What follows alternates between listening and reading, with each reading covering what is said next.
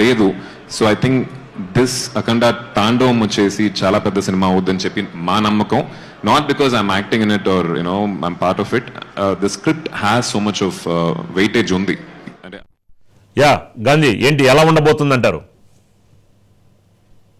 రాజు మనం చూస్తే కనుక బోయపాటి సీను బాలయ్య కాంబినేషన్ వచ్చినటువంటి ప్రతి సినిమా కూడా బాక్స్ ఆఫీస్ హిట్ గా నిలిచాయి. మనం వాళ్ళ సింహ నుంచి కానివ్వండి లేకపోతే కనుక లెజెండ్ కానివ్వండి, తర్వాత వచ్చినటువంటి అఖండ కానివ్వండి, ఒకదానికి కూడా step by step next level range hit గానే అన్ని కూడా చూసాం మనం. అయితే ఏంటంటే సినిమా కూడా విలన్స్ విషయంలో దాదాపుగా హిందీ రంగానికి చెందిన వాళ్ళు విలన్స్ ని తీసుకొచ్చారు. కాకపోతే లెజెండ్ సినిమాలో అప్పటి వరకు హీరో గాను కొన్ని సైడ్ హీరో క్యారెక్టర్ ఉన్నటువంటి జగపతి బాబుని లెజెండ్ లో విలన్ గా చేసి చూపించి చాలా ఆ క్యారెక్టర్ చాలా ఎలివేషన్ ఇచ్చారు. ఆ క్యారెక్టర్ అనే సినిమా హిట్ అవుతానికి కూడా చాలా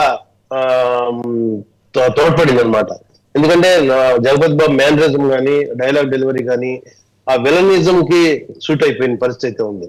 అయితే ఇప్పుడు తాజాగా అఖండ సినిమాలో కూడా దీపక్ మెహతా అనేటువంటి ఒక అతన్ని తీసుకొచ్చారు. అంటే అతను అంతగా గుర్తింపు లేకపోయినప్పటికీ కూడా హిందీ రంగ సినిమా ఫీల్డ్ సంబంధించిన ఇప్పుడు దాదాపుగా అఖండ 2 తాండవం ఏదైతే ఉందో దాంట్లో సంజయ్ దత్ ని విలన్గా దించున్నారు. అంటే బోయపాటి సీను కేవలం హీరోయిజం కాకుండా విలన్ కూడా ఒక గట్టి ఆర్టిస్ట్ ని పెడితే కనుక ఇంకా మరింత క్రేజ్ వస్తుంది.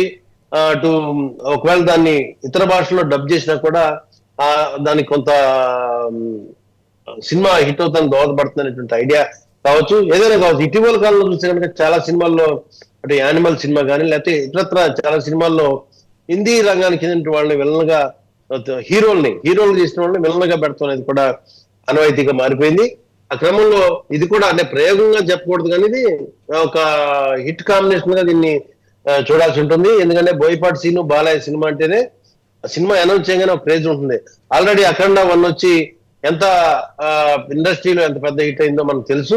అట్లాగే అఖండ 2 గా వస్తున్నటువంటి తాండవం సినిమాలో కూడా ఈ క్యారెక్టర్ ఎంపిక చేశారంటే ఇప్పటి నుంచే ఫ్యాన్స్ లో కానీ వీక్షకుల్లో కానీ ఒక ఎక్స్పెక్టేషన్ మీద కూడా పెరిగిపోయి రానున్న కాలంలో ఇలా హిందీ హీరోలు తీసుకొచ్చి విలన్ గా చేపించడం, అట్లాగే తెలుగులో కొంతమంది హీరోలుగా ఉండి కొంత పక్కకి వెళ్ళినటువంటి వాళ్ళని తీసుకొచ్చి విలన్ గా రెట్టింపు చేయడం అనేది ఒక ట్రెండ్ అయిపోయేటువంటి పరిస్థితి మాత్రం రాబోయే కాలంలో కనిపిస్తుంది.